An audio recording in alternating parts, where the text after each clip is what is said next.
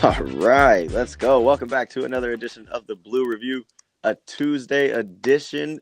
And as you can see, we're not joined by our regular Marcus Grant and Corporate Greg. Corporate Greg, who are we here with today? We are with Clint Pasillas, the real FRG, and this guy is now a massive star in the Dodgers world because he's on Dodger territory with Alana Rizzo and gets some of the best guests that you could possibly think of. He also has his own podcast, All Dodger Territory, on YouTube. And tell us all about that, Clint, because you've just shot up.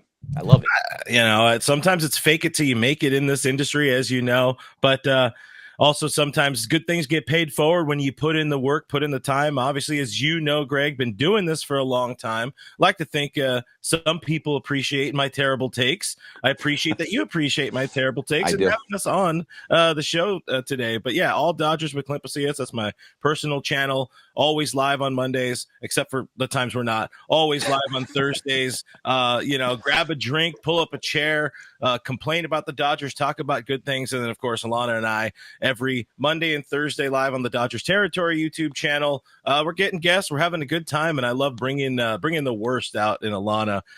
She's been fun to get them spicy Riz, as I call her. It's a good time. But spicy Riz. I like that for her. That's pretty good. See, if anybody can actually pull all that out, she's amazing, and she's a great guest. She's a great person in general, but you can totally pull that out. I can see you totally pulling that out of her.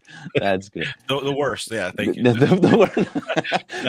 You have a way of like needling in like a funny way that gets people just open up. It's a good thing. All right. So Parker, but let us know about LAX. Oh gosh, Greg, our friends at LAX here, our sponsor at the Blue Review, of course, Los Angeles International Airport. There's just changes arriving daily there, saving guest time, reducing traffic. So tons of great things. It's what we like to call our home away from home, especially for guys like Sedano here at our ESPN LA Los Angeles studios. Always on the move, heading everywhere. Just like the Dodgers, traveling everywhere. They had a travel day yesterday. So for us, our friends at LAX, we want to thank them. And of course, if you want to find out more, you can find it out at flylax.com/transforminglax. And now, Greg, I'm going to you say, by the way, before we do though, I brought out my Sunday's finest. Hey, there you go. Wait, is it say Ohtani or does it say Kelly? Yeah, which one is that? It's Ohtani, of course. I'd be really impressed, honestly, if it said Hanser Alberto on the back. That would be massively impressive. Hey, Parker, can you check on if the stream is on Twitter? I don't see it as of right now, but just something to check. But until then, all right, you two do your thing. It has been thank you, Parker. I appreciate that. It was a really, really good weekend for the Dodgers. And it's kind of what I'm seeing for the most part is that they play up and down to their competition. When they play the Braves, they swept the Braves. When they play the Yankees, they took 2 out of 3. When they play the higher end teams, they tend to play up to that. And they also play down to teams like the Reds and the Nationals and the Rockies. So what are you kind of seeing there when it goes in between that?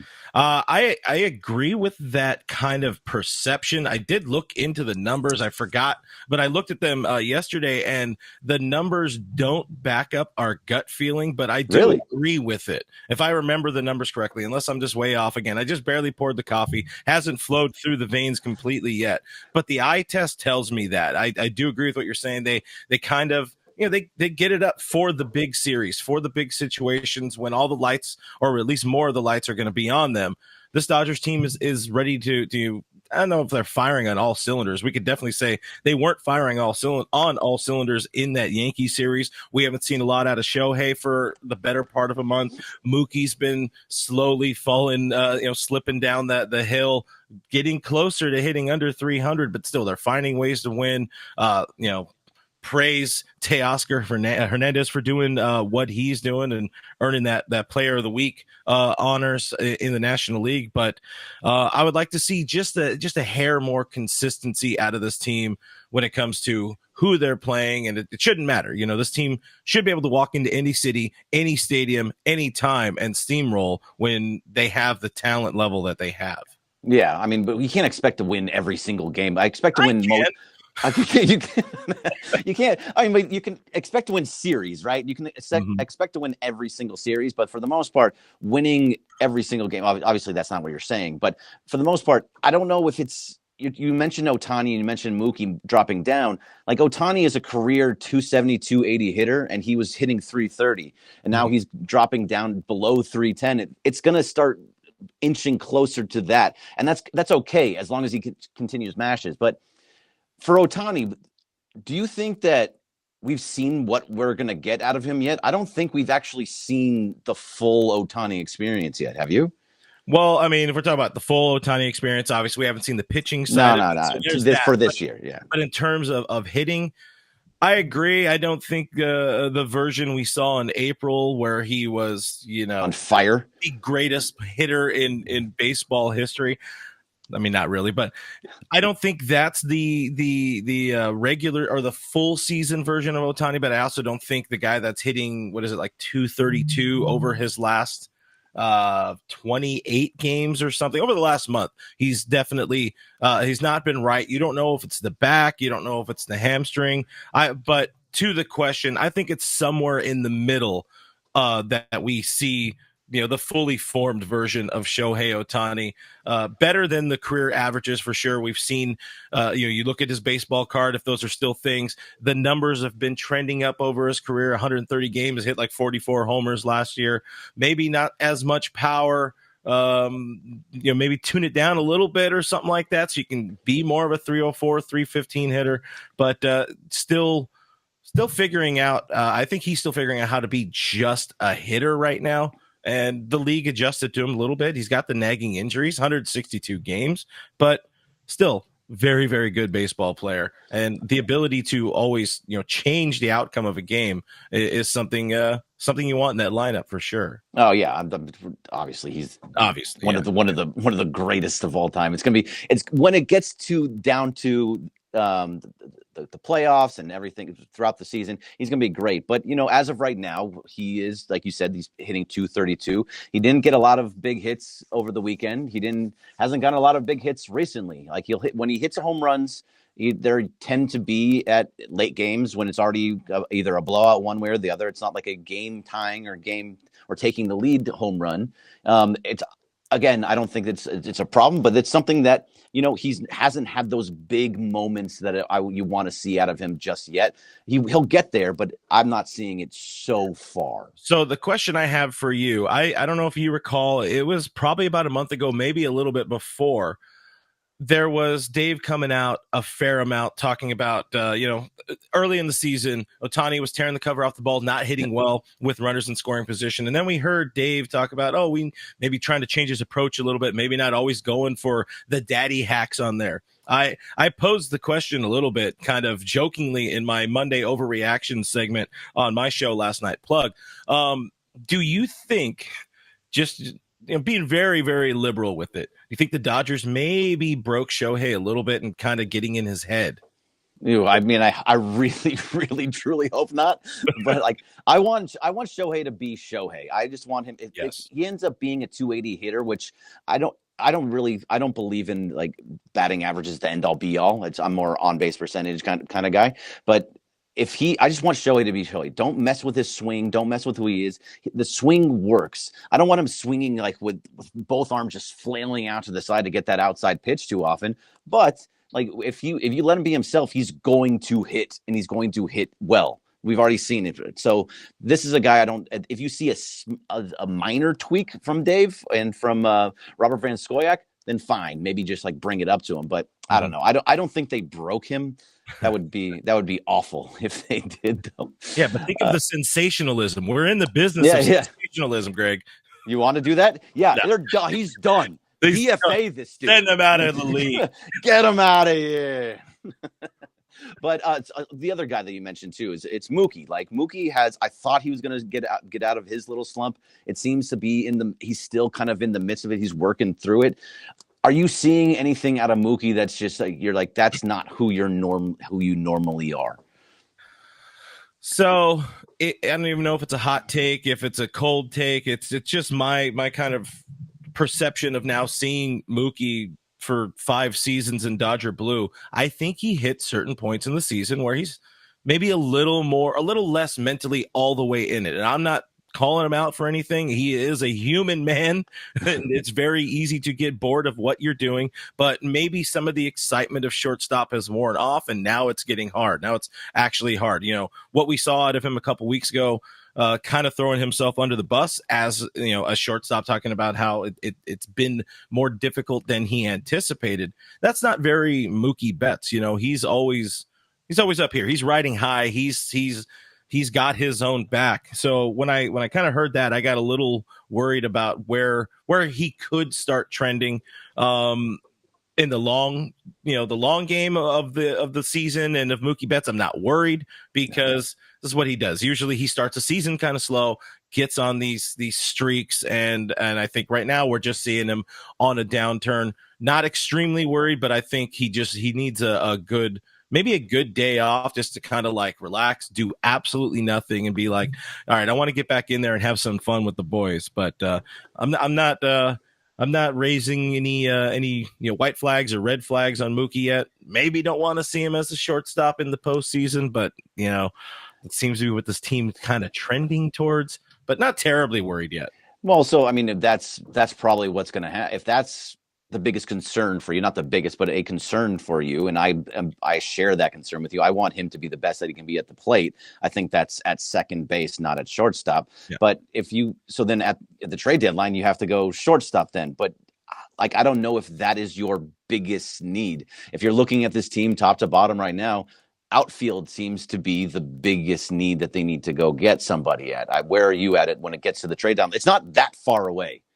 Yeah, I mean, a month and a half. This is fully assessment time, a little more than a month and a half away. Andy Pasillas making it a little bit harder again, because he's been on a tear over his last 2 weeks. He's back hitting over 300. So I don't know if he's making it harder or making it easier for the team. They still need a true center fielder. You could put Pasillas in right field and Teoscar in left, but are they going to see what they still have in James Outman in a month after he's been at AAA for a month and a half, or are they gonna, try to win the headlines again, win the trade deadline? And we've seen a lot of those Luis Robert Jr.'s, Lou Bob rumors of him being, I think, one of the Dodgers are one of the top teams that are interested in trading for him, according to the people who say they know the knowledge of people's thinking and yada yada. Luis Robert has the injury concerns, but he also has a big time bat. He's got some show to him. He's got some big league to him. If he's walking into that clubhouse, he could be freed from the White Sox, and that would be a massive addition for this team. But I don't know that they want to completely go that route, because I've seen a lot of people here on the internet like, do they need to have an all-star at every single position? Yes. I would love, well, it's fair. Lou Bob, I think that's the route this team should go. White Sox are natural trade partners. They both know each other's organizations. Made the trade last year to get Lance Lynn and Joe Kelly. Let's partner up again. But I would love to see an outfielder, and that is the spot. I agree. Clear area of need is in the outfield, particularly center field. Yeah. Parker, you got something? You jumped on. Yeah, I just wanted to. Well, first off, I saw you in the chat, Clint. Shout out to you. Cody asked about the trade deadline, and you guys answered that question perfectly. Shout out to Cody Lou for being in the chat. Cody, producer Cody here at ESPN. There was another question from Tony Forkirsch in the YouTube chat. It says, what do the Dodgers do if Muncy doesn't come back, or doesn't come back to full form? He did mention the name in the chat, Arenado. We just made the whole comment about, do we need an all-star at every game? But outside of Arenado and just players in general, if Muncy's not coming back full form, what do you see the Dodgers doing? So it could be anything. When it comes to the trade deadline, and I know, Clint, you were talking about it a little bit, but I think they're going to go out and get anything that they need. I think that if no matter what position they need, I think they will go. If they feel they're weak at third base, outfield, and they need another reliever, they will do all three of those things. I think they want to go into the postseason with the best possible team to have the best possible chance to win this thing. I don't think this is going to be like tomorrow. We're having Brandon Kuntz on from, he does a really good job with the minor league system. So he's going to come on and talk about all that stuff. But there's a bunch of guys in the minors that they think that could possibly help up here. I don't know if those guys are going to get moved, but I think that whatever your AAA system is or your minor league system is, I you move them, especially because they're mostly blocked by everybody that's up here for the most part. So I will move absolutely anybody. I hope, and I think Andrew Friedman's on that same page. I don't know that obviously, but that's my feeling. How about you? The big thing, the good thing that this team does have is a lot of pitching depth. I mean, right now, they have more guys coming back from injury. They probably are going to be looking to trade somebody like a James Paxton as Bobby Miller gets healthy, as Clayton Kershaw gets healthy. All teams at the deadline are going to want pitching. So maybe you're not going to be able to pull an all-star from another team, but maybe there's some sort of three-team trade or something like that that could happen. Of course, this is me just spitballing here, but this team is very well built to make any sort of move happen when it comes to money, when it comes to player capital. They have a couple of catchers that are going to be very blocked by Will Smith for the next 10 years. So you have some talent there. They don't, the kind of messed up part is they don't necessarily have talent ready to go to plug in at any of the positions where they need help. If it's third base, they seem to not care, or they don't want to see what they have in this kid Andre Lipsius, who we've heard a lot about, does have big league experience. He's somebody I think everybody's starting to zero in on because he is ripping the cover off the ball at AAA, and maybe he could do that at third base, and we could sort of, I wouldn't say end the Kike Hernandez experience, but I would say firmly he is not a third baseman. The bat isn't there right now. But they have the ability to trade. They have the ability to fill some spots internally. But whatever they don't fill internally, they can definitely move, make something fun happen, make the trade deadline exciting for this team, which it hasn't necessarily been the last couple of years. You know, they've been sort of gun shy, missing out on some of the biggest names and only ending up with Lance Lynn last year. That was a little bit tough, and then they ended up getting burned. I was gonna say you didn't like the Lance Lynn deal, that wasn't one that you were happy about. Pretending to be okay about like, it. Okay, Lance Lynn has some postseason experience. He also gives up a ton of home runs. Like, what did he say at one point in the season? He's like, what's the difference between 35 and 40? Doesn't matter how many. Dude just gives up jacks. But you bring up the Andre Lipsius. It's still going. Lips. You bring up the Lipsius thing. Like at some point, I feel like that could be something that makes sense. Like, he's obviously tearing the cover off the ball. Kike is not tearing off the cover off the ball, and we saw. I mean, I was very adamant about I did not like him bunting there because he doesn't know how to bunt and hadn't bunt since 2018. So that was how I felt about that one.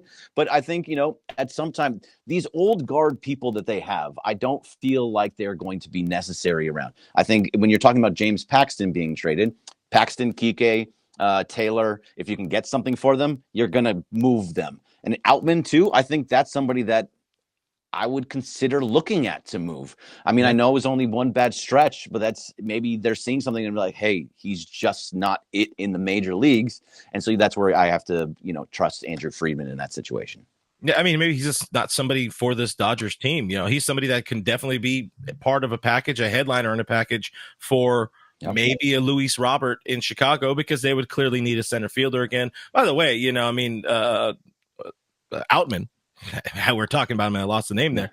Outman, he's doing pretty decent since going back to AAA. We know he can get it done at the big league level. I think it's just one of those snowball situations on him this year where everything that could go wrong kept going wrong, like has gone wrong for a couple of guys on this roster. Him, Gavin Lux, in particular, CT3, my God. And then, of course, Kike Hernandez just really never got those opportunities to get their seasons kick-started. Yeah, no, it's going to be interesting. I just wonder if they just don't bring up James Outman so they can just trade him. Like, we don't want you to see him in the major leagues again. We want you to see him what he's doing in the minors, and then to be like, okay, look, see, he figured himself out in the minors. He's good. So here we can move him along. That's what I kind of think is going to happen, but we'll see. We don't know what's going to happen because Pasillas has been playing pretty well. I got to talk to you about pitching just a little bit and positive things about the pitching. Obviously, right now I feel really, really good about the 1, 2, 3. I feel good about Glasnow, Yamamoto, and Stone. I think those three have been pitching very well, despite the fact that Glasnow got hit up a little bit with the home run. Yes, on Sunday, I still feel really good about him. How are you feeling about the pitching staff, and how are you feeling about Walker Buehler, how he's looked? One, how funny is it that at this point, a year ago, we're talking about Gavin Stone's never going to figure it out. He's so terrible. Right. Maybe not that far, but man, has he become somebody that really seriously needs to be in all-star conversation. Like he needs to be a absolutely. part of that team in some way, shape, or form. But this pitching staff, what did Andrew Friedman, what did Brandon Gomes tell us after the Dodgers were swept by the Diamondbacks last year? They said, we're going to go get some pitching. This team very clearly needed some pitching help, and they went out and did it, signing Yoshinobu Yamamoto, making the trade for Glasnow, even adding Paxton, who we know was going to be kind of a bridge until Buehler was fully ready, until Kershaw was fully ready. So when you look at the last 3 years of struggles for this team, particularly in the postseason, it's kind of been pitching centric. I mean, yeah, the bats weren't there last year, but when you were immediately down 6-0 in game one, the season was over. Max Scherzer's arm falling off, Buehler getting gassed in 21, them not having Bauer, like all of that stuff kind of added up. And I'm sorry I said the B word, but the pitching has been a problem. And this by far is the most fun, the most exciting, the most dominant feeling pitching staff I think we've seen in a very, very long time. And we're not talking about just the 1 and 2, because we've seen Kershaw, we've seen Greinke in recent enough years. I mean, now almost a decade ago. But when I think of Yoshinobu Yamamoto going into enemy territory for a game one, like I feel very, very good about that. And everything else kind of, I think, falls in line behind that. So very good staff, 1 through 5. And then even in the bullpen, guys getting it done, settling into roles. Alex Vesia, shout out, getting the job done as well. So I really like this staff. Is there anybody that maybe you have a little bit of a concern with, or an area where you think they can improve? No, so I mean, I'm really happy with the pitching staff, and especially with Bobby Miller coming back semi soon is what it feels like. I love the fact that Kershaw is going to come back at the end of the season, so he's going to be at his beginning of the season at the end of the season, which is where you kind of need him. So I'm really happy with that. I don't know what to expect out of Walker Buehler still. He's had probably one good start and a couple okay starts and a couple really not so great starts. So I don't know what we're going to get out of Walker Buehler moving forward. I'm not going to trust him as of right now in the postseason, but I think between Yamamoto, Glasnow, Bobby Miller, and Gavin Stone, and hopefully Kershaw, you got enough pitching out there to get through a postseason series very easily. But now Buehler would be my only concern. And I only got 30 seconds left. So thoughts on Buehler? We're definitely very, very much, we're not even toe deep. We are knee deep into concern territory when we're talking about Walker Buehler. My worry is a little bit like Ohtani. I was saying earlier, I think the Dodgers got in his head a little bit too much. I think he's gotten his head a little bit too much. We heard about trying to mitigate future injury, trying to get back to the old me, trying to get the velo back. Maybe this isn't, I'm never going to be that guy, Ben. Again, he's just thinking too much. Go out there and pitch. Be yourself, Walker, and it will come together again. But big start for him tomorrow at Dodger Stadium against them Rangers. Yep, sure is. All right, Parker, take us out. Thank you very much, Clint. It's always great having you here. We're going to continue having you on throughout the season. Yes, as Berg said, very, very thankful for you to be here, Clint. And this was a great episode. Thank you guys totally for caring, because I got to be honest, Clint, long days at work sometimes take you out of the Blue Review, a little inside information for the guys there and those in the chat. Thank you to everyone in the chat for tuning in. Thank you to the Blue Review. We'll be back same time tomorrow with another guest. So be sure to tap into the Blue Review, watch our socials, and of course, follow Clint everywhere on all of his socials, and find him on the LA Dodgers Territory on Foul Territory TV, and your own page as well on YouTube. And that is the, you have to remind me, All Dodgers. All Dodgers. Right? That's correct. I got that. Let's go. All right. Thank you very much. We'll be back. The Blue Review. See you guys. See you.